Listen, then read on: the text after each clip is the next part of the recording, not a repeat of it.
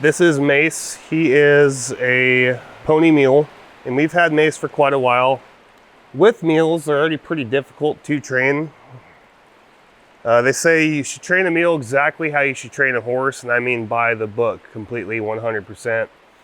It's not something that you really want to try to rush through, and if you get on a mule's bad side, you're not going to get off of it. It's just kind of the way they are. They're extremely smart animals, and they have a great memory. Now, I've been working with Mace since after he got out of his quarantine here, and he's taken a long time just to come around. It took me a few months just to be able to have him reach out and make contact with me, and after he was able to do that, I started working on petting his forehead, and then I started working on getting the halter on him, and it did take a while to do that. And with these animals, it does. So you don't know where they came from. They probably want nothing to do with people. So just the fact that he can come around and let me touch him now and let me halter him, that is a huge improvement, especially when it comes to mules. Today, what I'm going to be working on, he already leads up pretty good. I just want to start working on handling him all over. So I'm going to keep my lead rope pretty short here. I'll just work on going towards him, and I'll pet him, and I'll come back, and I'll go towards him again here. And what I'm working on is just kind of being able to approach him without him flinching too much or backing up. So every time I come up here and he settles, I'll start petting him, and I'll go away again. Let him have a little bit of a break there. He's licking and chewing, so he's kind of figuring out and understanding that I'm not here to hurt him. So right there, he didn't have to back up or flinch at all. Now I'm going to let him sit for probably about 5 seconds here. Let him kind of relax down. He's licking and chewing again, which is actually releasing dopamine into his brain. When horses start licking and chewing, they actually start creating more saliva. And in turn, that also releases dopamine into the brain. It just makes them feel good. It's a good experience for them if they're licking and chewing like that. But just because they're licking and chewing does not always mean it's a good thing. They could get away from you and be off grazing on some grass patch, and they're licking and chewing over there because they learned how to get away. They got away from the pressure. I'll start working on coming over here, and I'm just going to hold my hand there until he settles, and I might pet his cheek, see if I can go down over here and pet down his neck. And I've already done some of this with him, so he does kind of understand what he needs to do. And I need to start going down his leg here, getting him ready for me to pick that foot up. They need to be able to be comfortable with me touching them down their shoulder, down their neck, down their leg, in order for me to start picking those up. If they're not comfortable with that, I just go straight to picking up the horse's foot or the mule's foot. They're not going to really associate that with a good thing. They're going to associate with that with, oh, this guy's trying to take my foot away. But we just borrow feet here. We always give them back. Right there, he even picked it up when I got down by his knee, so I'll give him a break. He did back up there, but he still did what I was asking him to do, or what I was working towards. So I'll give him a quick break with that. Don't you bite. He also likes to bite, so there's that. That's why I have my elbow up when I'm working on picking up those feet. So if he goes to bite, I can give him a quick kind of check there. I'm not going to elbow this animal as hard as I can, but I have to be able to deter him from biting.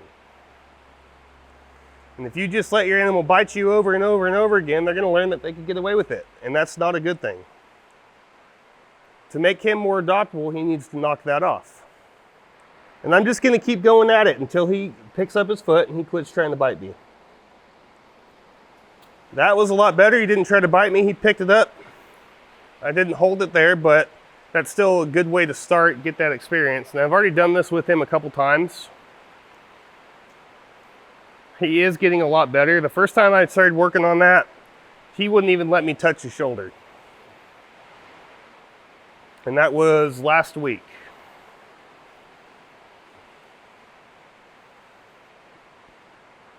Now you may wonder why I haven't started picking up his feet with my hand yet. And it's already been here a long time. I need to get an animal comfortable with me just being around it first before I could work on a lot of those things. If you rush an animal, it's just gonna end up being worse. I have picked up all of his feet with a rope before, so now I'm getting him comfortable with my hand being down there picking up his feet. And if he doesn't let me get this picked up today with just my hand down there, I will use the lead rope here and I will pick up his feet, and I'll work on handling him after I got him picked up with the lead rope. But this is still a good way to start, just being able to reach down there and pick these feet up. Hold it, I'll block them, and I'll go right back to it like it's not a big deal.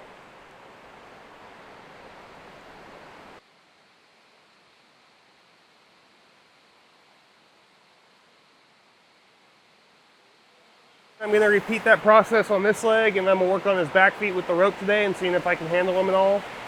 And then we're going to work on a couple other small things like flexion, dropping his head, backing up, just so we can start getting him moving a little bit quicker.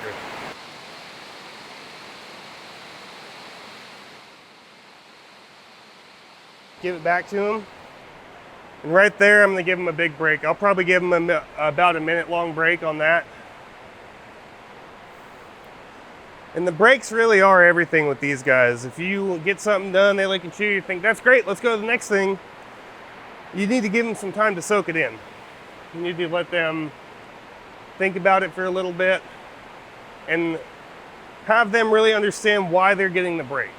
Horses, they learn off the last thing that they did too. So when you release the pressure, say you're getting your horse to stop, you're riding it, and you go immediately in the back of that horse up, then release the pressure, that horse retains the last thing it did before it got the release of pressure.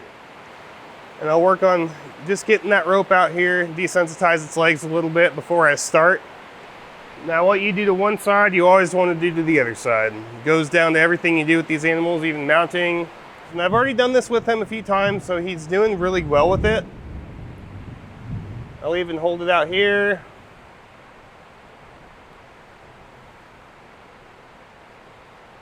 And once he settles, I'll give it back to him. Now, like I said, I do want to work on handling that back foot. So I'll work on it this way. I'll have this kind of short by his face here. Now I'm still keeping an eye on him in case he tries to reach around and bite me in the butt. But I'm just going to work on petting him down that side. Petting him down that leg. And the reason I have it kind of short on his face here is so he can't turn around and try to kick me.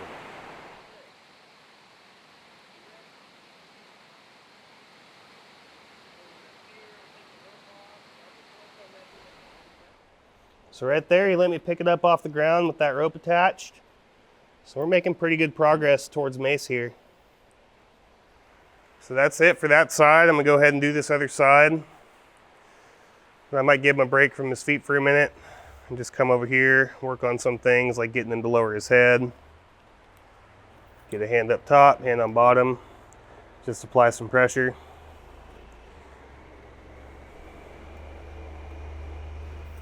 Drops a little bit, give him a break.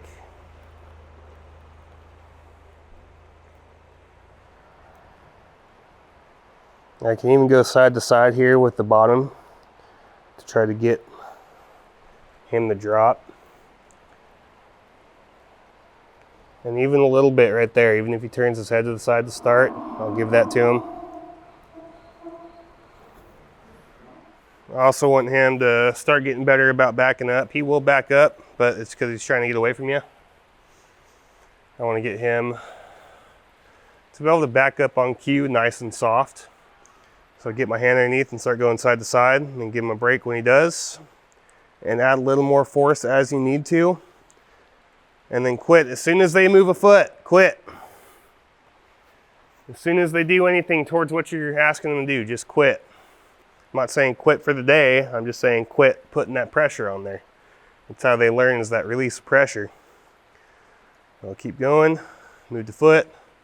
I'll give him a quick break. I'll pet him. Let him know that he's doing a good job. And it's not gonna get perfect right away. This is something that you're gonna need to work at. He might try to take it away a couple times, but he's not really fighting it too bad, which is exactly what I'm looking for. So that is all I'm going to be doing with Mace today. He is doing extremely well.